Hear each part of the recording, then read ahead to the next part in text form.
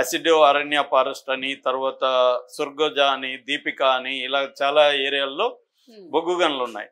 ఇప్పుడు ఇది ఆల్రెడీ ఎప్పటి నుంచో చేస్తున్నారు, ఈ కంపెనీ ఆధ్వర్యంలో చేస్తున్నారు. ఇప్పుడు ప్రాబ్లం ఏంటంటే వీళ్ళు ఎక్స్టెండ్ చేయదలుచుకున్నారు ఈ గనుల్ని. ఎందుకంటే వీళ్ళ టార్గెట్ రీచ్ అవ్వట్లేదు కాబట్టి ఎక్స్టెండ్ చేయాలనేది ఈ SCCL కంపెనీ మొదలుపెట్టింది. ఇక్కడ ఏంటంటే అమెరాక్ గనుల మైన్స్ అంటారు. ఈ అమెరాక్ గనుల కోల్ బెల్ట్ని ఎక్స్టెండ్ చేయడానికి వాళ్ళు ఈ ట్రైబల్ విలేజెస్ని ఖాళీ చేయించాలనే పరిస్థితి ఏర్పడింది. ముఖ్యంగా పర్సోడి కలాన్ అనే ఒక విలేజ్, ఆ ఏరియాని ఖాళీ చేయాలనేది వీళ్ళు చేస్తున్నారు. మామూలుగా ఇది ఇక్కడ ఏంటంటే సర్వే అంతా కూడా 2016లోనే గ్రామాల సర్వే అయిపోయింది. కొంతమందికి కాంపన్సేషన్ కూడా ఇచ్చేశారు, కొంతమంది తీసుకున్నారు. కాంపన్సేషన్ తీసుకుని అవి ఖాళీ చేసుకొని వేరే చోటుకి వెళ్ళిపోయారు. కొంతమంది కాంపన్సేషన్ తీసుకోమన్నారు.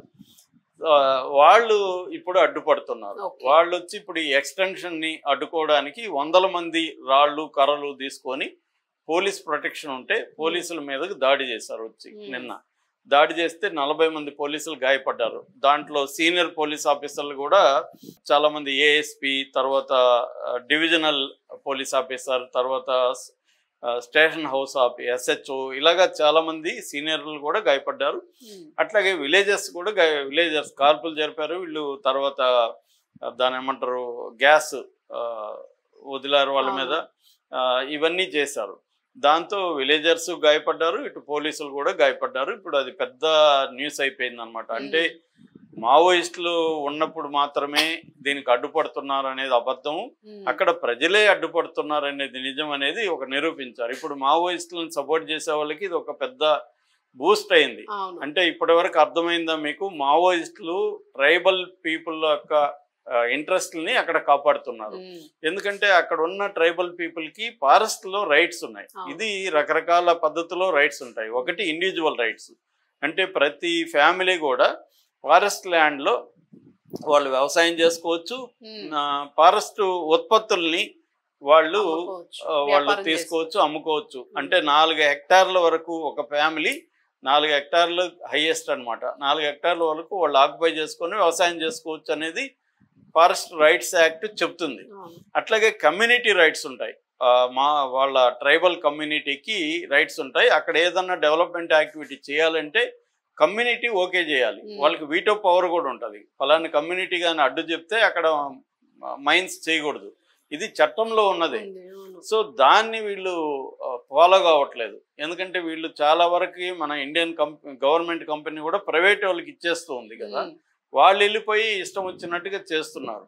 వాళ్ళు వీళ్ళతో మాట్లాడి ఈ కమ్యూనిటీ పర్మిషన్లు తీసుకొని వాళ్ళని ఒప్పించి ఈ ప్రాసెస్ తలనొప్పిగా ఉంది. దాని బదులు ఫోర్స్ను ఉపయోగించి మనం వెళ్ళిపోదాం, ఇది షార్ట్ కట్, త్వరగా అవుతుంది, అదైతే లేట్ అవుతుంది. ఎందుకంటే ఒక విలేజ్ ఒప్పుకుంటుంది, ఇంకొక విలేజ్ ఒప్పుకోదు, వాళ్ళంతా కన్విన్స్ చేయడం కష్టం అవుతుంది. ఇక్కడ కూడా మనకి తెలంగాణలో కూడా చూసాం, అంటే పోడు వ్యవసాయం చేయొద్దురా బాబు అంటే వీళ్ళు చేస్తూనే ఉన్నారు. దానివల్ల అడవులు నాశనం అవుతున్నాయని బలవంతంగా వాళ్ళ మీద ఆ మధ్య కూడా విలేజెస్ మీద కూడా లాఠీ చార్జీలు ఇవన్నీ కూడా ఇక్కడ కూడా చేశారు.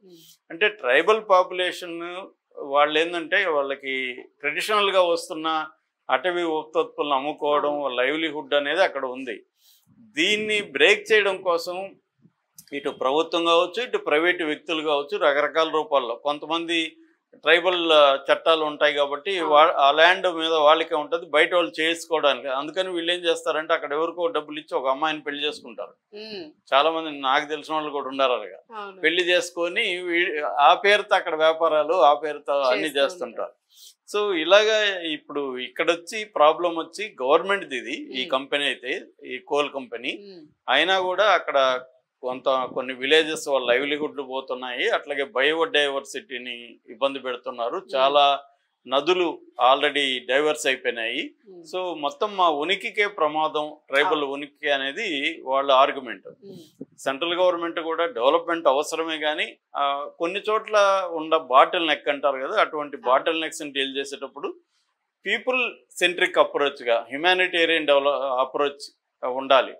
అది లేకపోవడమే ప్రధాన లోపంగా కనబడుతుంది. మావోయిస్టులు లేనంత మాత్రాన అక్కడ మావోయిస్టులకు ముందు ట్రైబల్ పోరాటాలు ఉన్నాయి, తర్వాత పోరాటాలు ఉన్నాయి. ట్రైబల్స్ మావోయిస్టులు లేకపోయినా కూడా పోరాడే ఇది వాళ్ళకు ఉంది. అవును. బ్రిటిష్ వాళ్ళ కాలం నుంచి వాళ్ళు బిర్సా ముండా వీళ్ళందరూ పోరాడినారు కదా. అవును. కాబట్టి మావోయిస్టులు ఏరేసినాము ఇంకా మనం వెళ్ళిపోయి ఇష్టం వచ్చినట్టుగా మైండ్స్ చేద్దాం అంటే కుదరదనే విషయాన్ని ఇప్పుడు ఈ సంఘటన నిరూపించిందని మనం అర్థం చేసుకోవాలి. ఇంతకు ముందు అంటే వాళ్ళ పోరాటాలను మీడియా పెద్ద పట్టించుకునేది కాదు. ఇప్పుడు ఏంటంటే మావోయిస్టుల అంతం వల్ల అక్కడ ఏం జరిగినా ఇంటర్నేషనల్ నేషనల్ న్యూస్ అయిపోతుంది.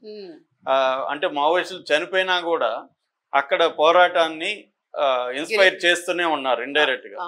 సో అందువల్ల అది సింపుల్ విషయం కాదు. అంటే మావోయిస్టులు లేపేసాం ఇంకా మనం వెళ్ళిపోయి మనం ఇష్టం వచ్చినట్టు చేద్దామంటే కుదరదు అనే విషయం తేలింది ఇప్పుడు. అందుకని ప్రభుత్వం అప్రోచ్ మార్చుకోవాలి.